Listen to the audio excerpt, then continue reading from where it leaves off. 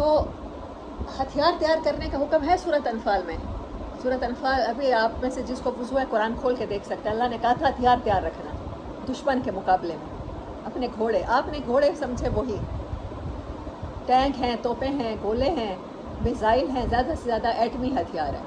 لیکن دشمن نے کیا کیا ہے ہمارے ساتھ؟ ہماری تو 3-4 نسلیں تباہ کر دی ہیں. ہمارے بچے، ہماری پرورش انڈین فلمیں اور انڈین ڈرامے دیکھ کر ہم لوگ بڑے ہونے والی نسل ہیں. ہمیں اپنے کلچر کا پتہ ہی نہیں ہے مسلمانوں کا کیا کلچر ہے.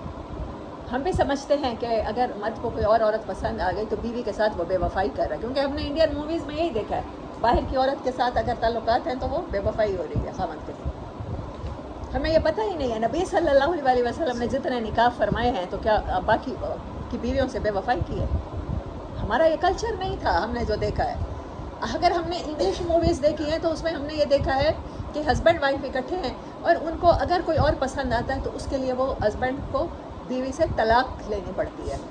مسلمان کی تو یہ لائف ہی نہیں تھی. ہماری تو نیچر والی لائف تھی. ہمارا دین صرف واحد دین ہے جو نیچر پہ ہے، جو ہماری خواہش کو بغیر رشتے ختم کیے اس کو نیچرل طریقے سے پورا کر سکتا ہے، نکاح کر سکتا ہے اور نکاح ہو جائے گا. لیکن ہم نے کیا کیا؟ ہم نے دشمن کو راستہ دیا ٹیکنالوجی میں، اس کو آنے دیا. ان کے ڈرامے ہیں، ان کی موویز ہیں، زیادہ سے زیادہ بچوں کو کارٹون ہیں، انگلش فلمیں ہیں، تو وہ پورا کا پورا آج ہر انسان رو رہا ہے، ہر انسان پریشان ہے، کیونکہ انہوں نے ہمارا کلچر ہی ہم سے چھین لیا. ہمیں پتہ ہی نہیں ہے مسلمان کا کلچر کیا ہے. اب روئیں پیٹیں یا سر پیٹیں کچھ نہیں ہو سکتا، ایٹم بھی مار دے کچھ نہیں ہو سکتا.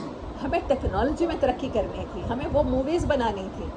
بچوں کو ہمارے پیرنٹس کا میں آپ کو بتاتی ہوں، ہمارے پیرنٹس نے ہم پہ پابندی تو لگائی کہ انڈین موویز نہیں دیکھنی، لیکن اس کا نتیجہ اس کے وہ الٹرنیٹو نہیں دیا. وہ نہیں دیکھنی تو کیا دیکھنا ہے؟ پھر یہ ہوتا ہے کہ بندہ چھپ چھپ کے دیکھتا ہے. ہم لوگ بھی جب بڑے ہوئے، شادیاں ہو گئی، اپنے گھروں والے ہو گئے، تو دیکھی ہیں ہم نے کہ کس چیز سے منع کرتے تھے اور کیوں کرتے تھے. لیکن مسلمان نے اس کا الٹرنیٹو نہیں بنایا. ایسی دلچسپی کا عنصر نہیں دیا کہ ہمارے بچے اور ہم لوگ اس کی طرف متوجہ ہو جائیں، اچھائی کی طرف. اللہ نے ہر چیز کا 2 پہلو رکھے ہیں نا، انسان کے دل میں خیر اور شر بھی رکھا ہے. تو جب آپ خیر پرموٹ ہی نہیں کریں گے، خیر کہیں نظر ہی نہیں آئے گا، تو شر کی طرف آٹومیٹکلی جائے گا. بند باندھیں گے اگر اس پہ تو اس کے لیے آپ خیر آپ کو مہیا کرنا پڑے گا. ہمارے پاس موویز ہوتی ہیں قرآن پاک کی سٹوریز پر بنی ہوئی، ہمارے پاس فکشن ہوتا قرآن پاک کی آیتوں پر بنا ہوا. بچوں کو پتہ ہی نہ چلتا، کھیلتے کھیلتے وہ قرآن پڑھ جاتے، کھیلتے کھیلتے ان کے دل میں گھٹی میں قرآن کی تربیت ہو جاتی، احادیث کے واقعات کی تربیت ہو جاتی. لیکن یہ نہیں ہوا. آپ یہ دیکھیں کنگ فو پانڈا دیکھیں کسی نے کارٹون؟ اس میں وہ مور ہوتا ہے، مور کو خطرہ ہوتا ہے اپنی بادشاہت کا، حضرت موسیٰ کی طرح وہ بچے مرواتا ہے اور کنگ فو پانڈا ٹوکری میں ڈال کے اس کے ماں باپ بہا دیتے ہیں. یہ سارے ببلیکل ریفرنسز ہیں تو رات سے جو انہوں نے لیے ہوئے ہیں. وہ لوگ ایسے کچھ بھی نہیں بناتے، اپنا فکشن بھی نہیں بناتے. ایونجرز کی جو سٹوری ہے وہ یہی ہے کہ یہ جو پورٹل کھلیں گے اور یاجوج ماجوج آئے گی تو یہی ہوگا. اور قرآن جو سب سے زیادہ ایڈوانس الہامی کتاب ہے، ہم نے اس سے کچھ بھی نہیں لیا، صرف فقہی مسائل لے لیے، مسلک لے لیا. زیادہ نیک ہو گئے، جنہوں نے جو کم نیک رہے انہوں نے سمجھا یہاں پر صرف حدود ہے، قتل کی سزا ہے، چوری کی سزا ہے، زنا کی سزا ہے. جو اس سے زیادہ نیک ہوئے انہوں نے سمجھا احکامات ہیں، حج، روزہ، نماز، یہ اس کے احکامات ہیں. جو اس سے زیادہ نیک ہوئے انہوں نے سمجھا کہ نہیں زکوٰۃ بھی اس کے مطابق دینی ہے، لاز کو زیادہ اسٹرکٹلی وہ فالو کرنے لگے. لیکن قرآن جس چیز کے لیے آیا تھا، آپ نے دشمن کے خلاف ہتھیار ہی تیار نہیں کیا، اللہ کی بات کو سمجھا ہی نہیں. ہتھیار ابھی تک ایٹم کو سمجھ رہے ہیں، ہتھیار ابھی تک میزائل کو سمجھ رہے ہیں، توپوں کو سمجھ رہے ہیں.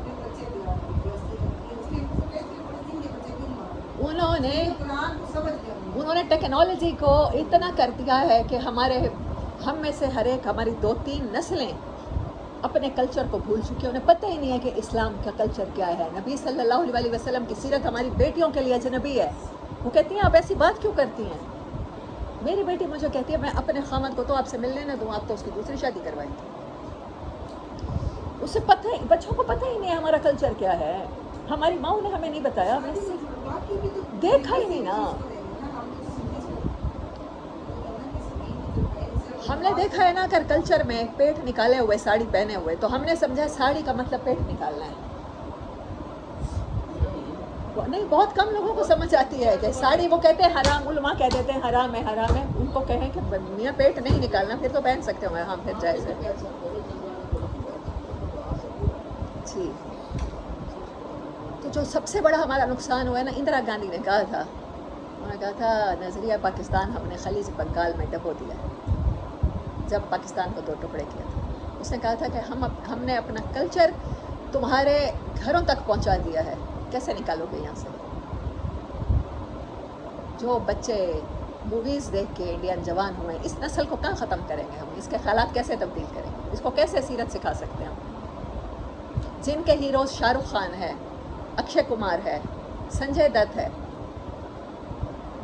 سلمان خان ہے، آپ ان کے ہیروز کیسے صحابہ کرام تک بدلیں گے؟ اب نہیں بدل سکتے. آپ لاکھ کوشش کریں، اب سر پٹیں. جو 40 سال کے ہو چکے ہیں، جو 50 سال کے ہو چکے ہیں، جو اب والدین ہیں، وہ اور اگلی جنریشن کو تباہ کر رہے ہیں. یہ ہیروز پھر اب ان کے ہیروز چینج ہو گئے. اب نواز شریف عمران خان بن گئے ہیں. تھوڑے سے نیک ہونے سے، پھر مذہبی ہونے سے پھر یہ ہو گیا طارق جمیل صاحب کے کام.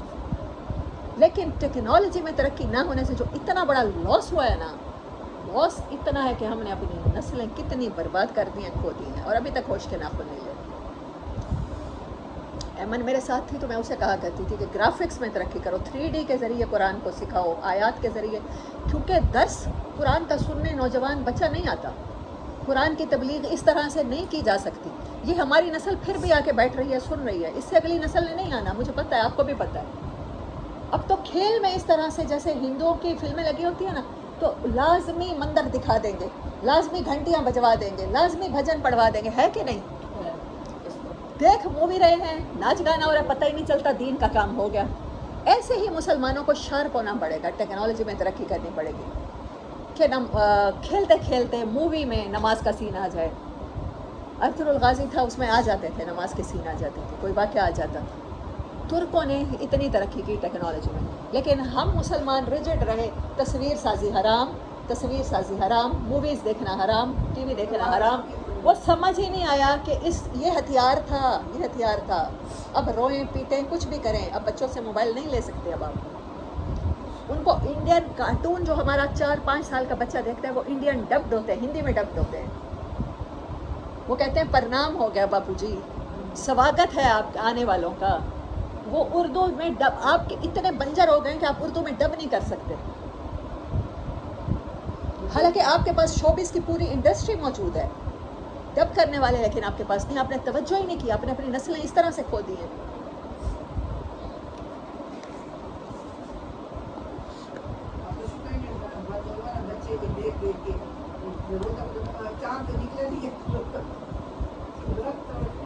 برف، ہاں وہ ہوتا نہیں ہے کوئی مون برف، وہ خامن کو دیکھ کے توڑتے ہیں، چاند کو دیکھ کے. ہاں نماز، آنٹی کی انفارمیشن ہم سے فاسٹ ہے. 110 نمبر صفحہ نماز.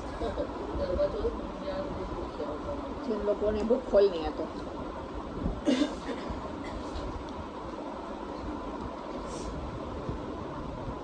صحابہ کرام واقعہ معراج سے پہلے قطعی طور پر نماز پڑھتے تھے. البتہ نماز پنجگانہ سے پہلے کوئی نماز فرض تھی یا نہیں، اس کے بارے میں کوئی حتمی رائے نہیں ہے. کچھ لوگ کہتے ہیں کہ سورج کے طلوع اور غروب ہونے سے پہلے ایک نماز فرض تھی.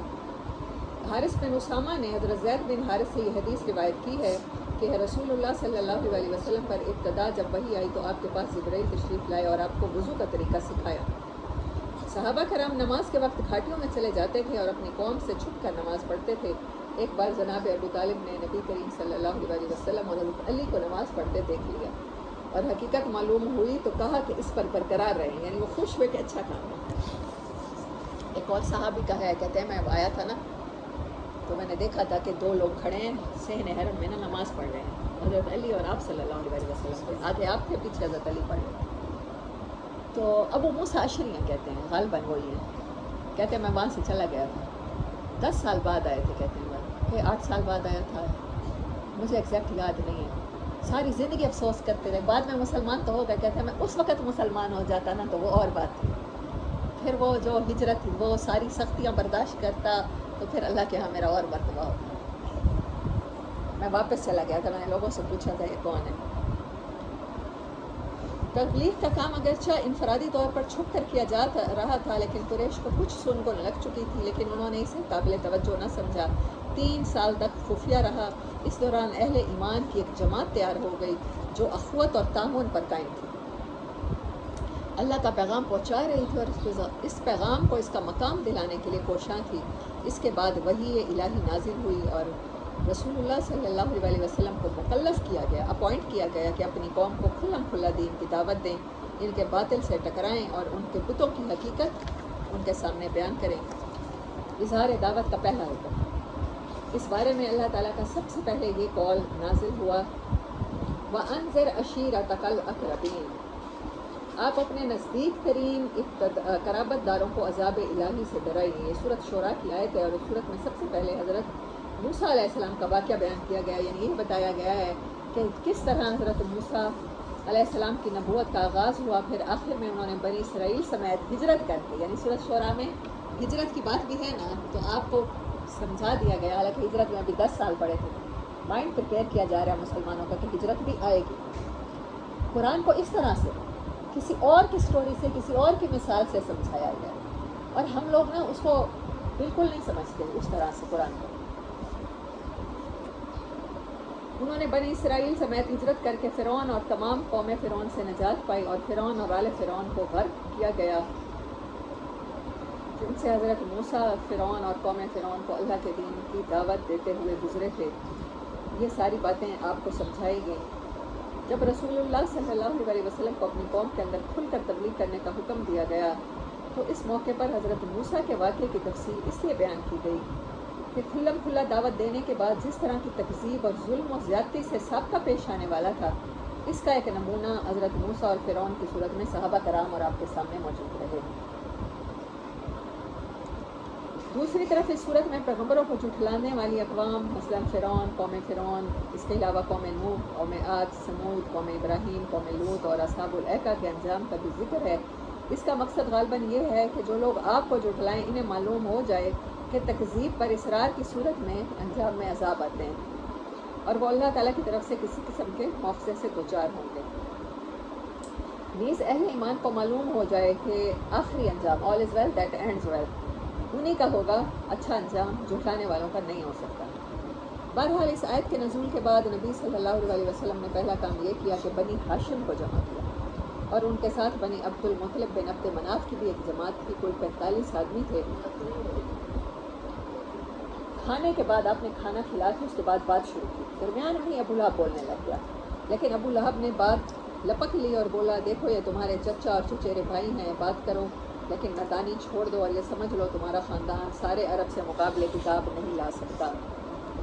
سنیں، ابھی تک مخالفت ہوئی نہیں، پہلے سے کہہ رہا ہے یہ تو مخالفت ہوگی اور ہم سارے عرب سے مقابلہ نہیں کر سکتے، ایسی باتیں نہ کریں، اور میں سب سے زیادہ حقدار ہوں کہ تمہیں پکڑ لوں، بس تمہارے لیے تمہارے باپ کا خانوادہ ہی کافی ہے، میں ہی خود تمہیں روک لوں گا، باقیوں کو روکنا نہیں پڑے گا، اور اگر تم اپنی بات پر قائم رہے تو یہ بہت آسان ہوگا کہ قریش کے سارے قبائل تم پر ٹوٹ پڑیں اور بقیہ عرب بھی ان کی امداد کریں، پھر میں نہیں جانتا کہ کوئی شخص اپنے باپ کے خانوادے کے لیے تم سے بڑھ کر شر اور تباہی کا باعث ہوگا۔ استغفر اللہ۔ آج جناب عبداللہ کا نام قیامت تک ان کے مقام اور مرتبے سے کوئی انسان نہیں مل سکتا جو آپ کے والد ہیں، اور کہہ رہے تھے ان کے لیے تباہی کا باعث ہوگا۔ اس پر نبی صلی اللہ علیہ وسلم نے خاموشی اختیار کر لی اور اس مجلس میں کوئی گفتگو نہ کی۔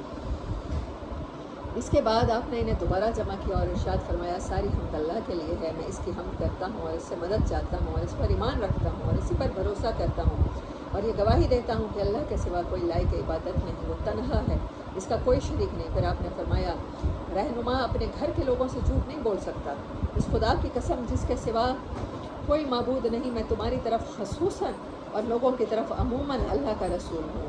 بخدا تم لوگ اسی طرح موت سے دوچار ہوگے جیسے سو جاتے ہو، اور اسی طرح دوبارہ اٹھائے جاؤ گے جیسے سو کر جاگتے ہو، پھر جو کچھ تم کرتے ہو اس کا تم سے حساب لیا جائے گا، اس کے بعد یا تو ہمیشہ کے لیے جنت ہے یا ہمیشہ کے لیے جہنم۔ اس پر جناب ابو طالب نے کہا، نہ نہ پوچھو ہمیں تمہاری مدد کرنا کس قدر پسند ہے، تمہاری نصیحت کس قدر قابل قبول ہے، اور ہم تمہاری بات کس قدر سچی جانتے مانتے ہیں، اور یہ تمہارے والد کا خاندان جمع ہے اور میں بھی ان کا ایک فرد ہوں۔ فرق اتنا ہے کہ میں تمہاری پسند کی تکمیل کے لیے ان سب سے پیش ہوں، لہٰذا تمہیں جس بات کا حکم ہوا ہے اسے انجام دو۔ آپ نے کہا نا ابو لہب کی بکواس کے جواب میں آپ نے کہا کہ میں تمہاری ہیلپ کروں گا، چچا تھے، پالا بھی تھا اور آپ کی سرپرستی بھی کی جب تک زندہ رہے۔ آپ کے بعد یہ ابو لہب خاندان کا سربراہ بنا اور اس نے اذیتیں دینی شروع کی۔ بخدا میں تمہاری مسلسل حفاظت اور مدد کرتا رہوں گا، البتہ میری طبیعت عبد المطلب کا دین چھوڑنے پر راضی نہیں، اپنے باپ کا دین چھوڑنے پر راضی نہیں۔ ابو لہب نے کہا خدا کی قسم یہ برائی ہے، اس کے ہاتھ دوسروں سے پہلے تم لوگ خود ہی پکڑ لو۔ اس پر ابو طالب نے کہا خدا کی قسم جب تک جان میں جان ہے ہم اس کی حفاظت کرتے رہیں گے۔ جب نبی صلی اللہ علیہ وسلم نے اچھی طرح اطمینان کر لیا کہ اللہ کے دین کی تبلیغ کے دوران ابو طالب ان کی حمایت کریں گے، تو ایک روز آپ نے کوہ صفا پر چڑھ کر یہ آواز لگائی، یا صباحا یا صباحا۔ یہ پکار سن کر قریش کے قبائل آپ کے پاس جمع ہو گئے، یا ہائے صبح، ایک ایسی صبح آ گئی۔ انہوں نے سمجھا کوئی لشکر آ گیا ہمارے پر ٹوٹ پڑا، اور آپ نے انہیں خدا کی توحید، اپنی رسالت اور یوم آخرت پر ایمان لانے کی دعوت دی۔ اس واقعے کا ایک ٹکڑا صحیح بخاری میں ابن عباس سے مروی ہے۔ جب وَأَنذِرْ عَشِيرَتَكَ الْأَقْرَبِينَ نازل ہوئی تو نبی صلی اللہ علیہ وسلم نے کوہ صفا پر چڑھ کر قریش کو آواز لگانی شروع کی، اے بنی فہر، اے بنی عدی، یہاں تک کہ سب کے سب اکٹھا ہو گئے، حتیٰ کہ اگر کوئی آدمی خود نہ جا سکتا تھا تو اس نے اپنا قاصد بھیج دیا کہ دیکھے معاملہ کیا ہے۔ غرض قریش آ گئے، ابو لہب بھی آ گیا۔ اس کے بعد آپ نے فرمایا تم لوگ یہ بتاؤ، اگر میں یہ کہوں کہ ادھر وادی میں شہ سواروں کی ایک جماعت ہے جو تم پر چھاپا مارنا چاہتی ہے، تو کیا تم لوگ مجھے سچا مانو گے؟ لوگوں نے کہا ہاں، ہم نے آپ پر ہی سچ کا تجربہ کیا ہے۔ آپ نے فرمایا اچھا، تو میں تمہیں ایک سخت عذاب سے پہلے خبردار کرنے کے لیے بھیجا ہوں، وارننگ دے رہا ہوں، سخت عذاب تم پر آ نہ جائے، آگ لگنے والی ہے۔ اس پر ابو لہب نے کہا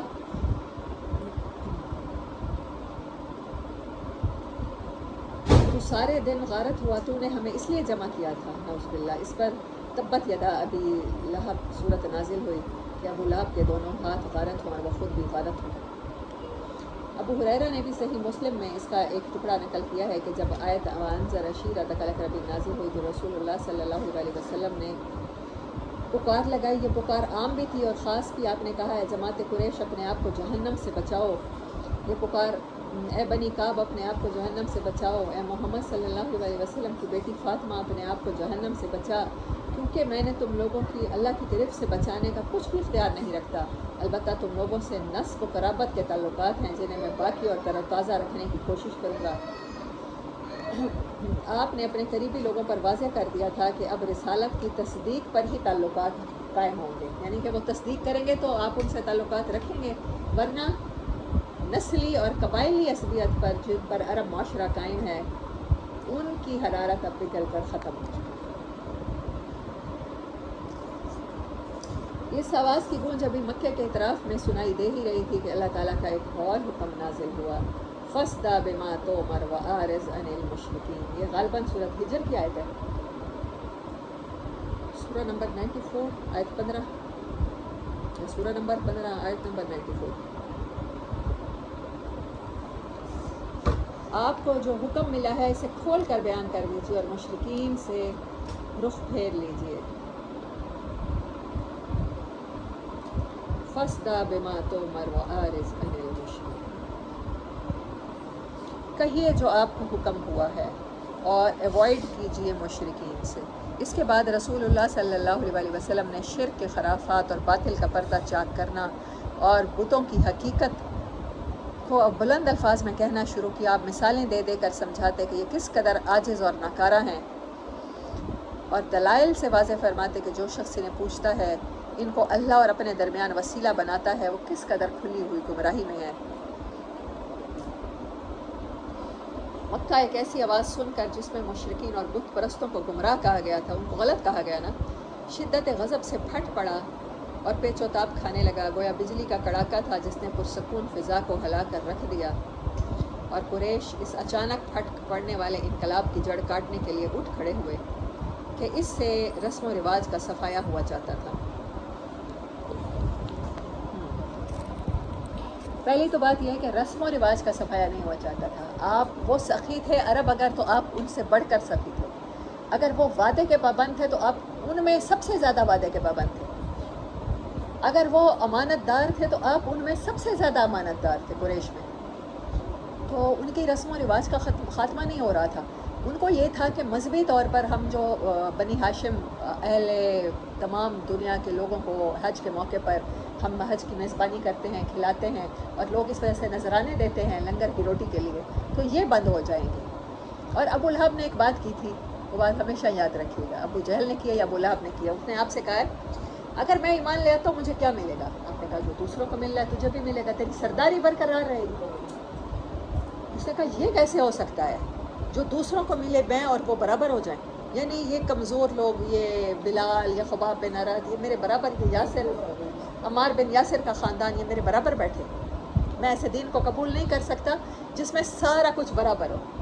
اسے پتہ ہوتا کہ ہم نے دین کا یہ اشر کرنا ہے، ہم نے اپنے اپنے ارائیں اور پٹھان اور